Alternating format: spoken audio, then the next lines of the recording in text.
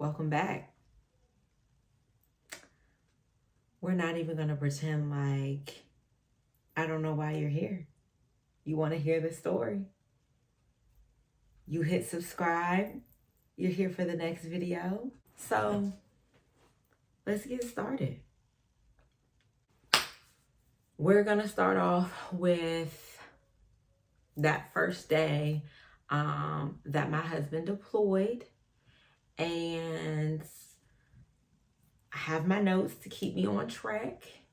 Yes, I shot this video the same day I shot the introduction.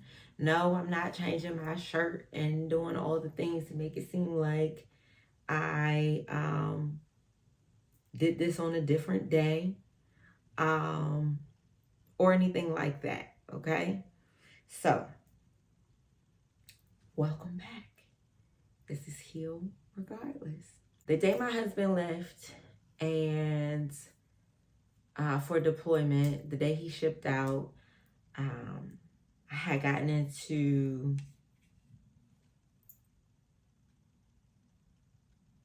a conversation with my mom that ultimately went left. And for us, that was not, unfortunately, that was not something that was uncommon. It was a very common thing for us to be in conversation about things that would lead us down the path of opposition. So, but that particular conversation had me make the hardest decision, one of the hardest decisions of my life. I ultimately told her at the end of it that distance was best for the foreseeable future. At that point, I didn't know if this was something where it was going to be forever. And if you haven't noticed, I talk with my hands a lot.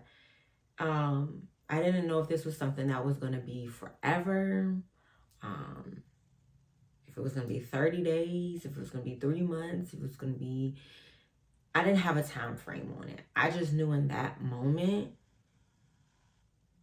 that we weren't at a healthy space and I didn't want to be a part of it anymore. If this was how we were going to continue to have a relationship, if this was going to be something that was going to continue to be part of our relationship, then I wanted no parts of it because it wasn't healthy.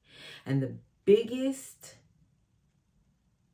factor was the fact that I have 3 girls. And at the time, the twins were just shy of 2. And Victoria was 5.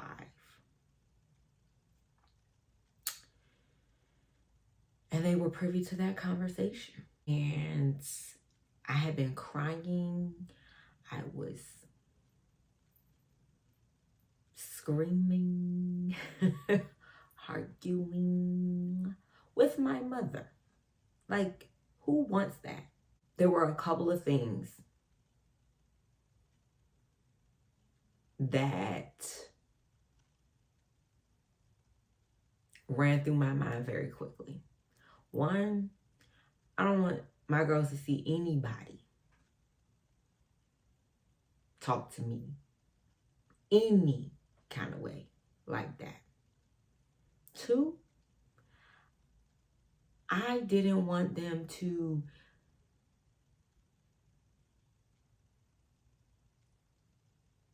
have any inkling of this is what a mother-daughter relationship looks like, because my mom and grandmother don't have a relationship. And so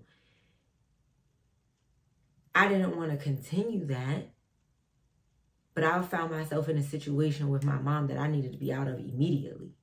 And then I could reevaluate the future. And that's what was best for me in that moment, was to let her know that we need some distance. Like, I don't want to talk to you for a while.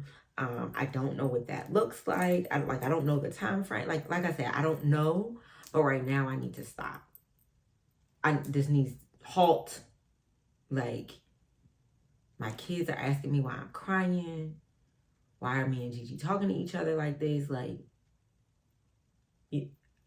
my husband was not there, which is why my kids ended up seeing this. It was hard and it was difficult. And again, it wasn't the first time that her and I had conversations that went left, but it was indeed the last time. It was indeed the last time. Like, in my spirit, I couldn't be here no more. Like, I couldn't do this anymore. So I took that distance and I spent some time working through, like, what does this all mean? Do I really want to just not have a relationship with my mom? Do I want that for my children to see? What do I want? And not for nothing, my children have a relationship with their grandmother, like, absolutely. And the biggest thing for me was that just because she had become the villain in my story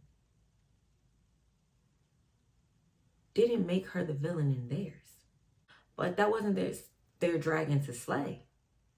Like, the issues that me and my mom were having wasn't my children's business. It wasn't for them to figure out. It wasn't for them to worry about. Their Gigi is a light in their life. I don't want to be responsible for changing that. So I had to make some choices, okay? And ultimately, at the end of the day, I love my mom, you know? And I did want the relationship with her. But I knew there were some very real things that needed to be addressed. There were some things that I had to resolve on my own. There were some things that we had to kind of just figure out how we were going to move forward. But before we could figure out how we were going to move forward, I had to figure out how I wanted that relationship to show up in my life and what I was going to be okay with. So there were 3 things that I did during the distance. The first thing was I prioritized my desires as a woman with this relationship. As a woman, therefore being a daughter in this relationship. I'm a wife, I'm a mom, like, can my mom show up in the capacity that I need her? And if she doesn't, or if she can't, how am I going to be okay with that? My desires, my top 3 that I wrote down, I didn't want to be a woman who argued with their mother. Like, regardless of what would piss me off, regardless of how sad I would get at things that had been done and had occurred, or if something happened in real time, like, regardless, I didn't want to be the woman who argued with anybody, but especially their mother. Like, that ain't in my heart. That was something that I began to process and work through and figure out, because how am I going to be in a space and have conversations with her without them turning into an argument? Because this is why we're here. This is why we're having distance right now. So how can I re-engage in a way that is not going to put me back in the same situation? The other thing was that I wanted to break the cycle my mother had with her mother. And like I said, they don't have a relationship. That is her story, their story to share.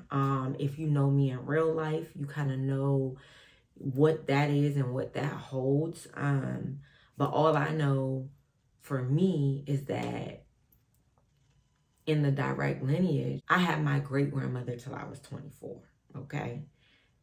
So as far back as my great grandmother, my grandmother's her oldest child, her firstborn child. My mother is my grandmother's first and only born child. I am my mother's first daughter. So the three of us are all the oldest daughters, my mother being her mother's only child on top of that.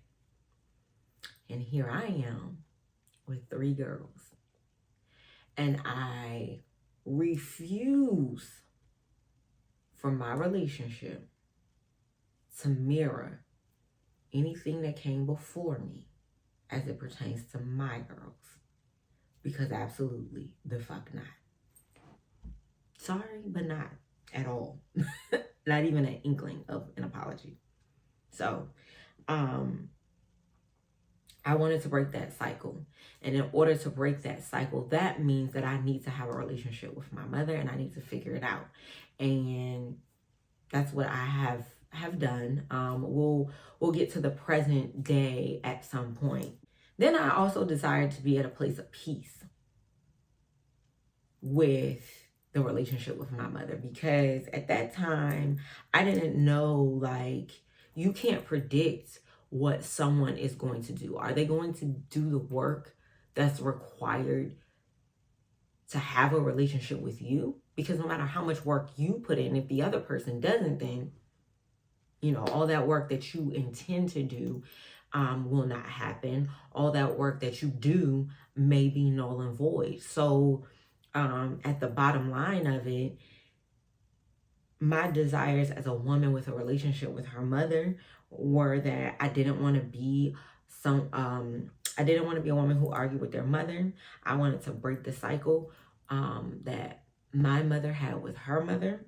And I desired to be at a place of peace regardless of how it went. The second thing that I did was I chose who I wanted to be as a mother. And for me, this isn't how you speak to your mother.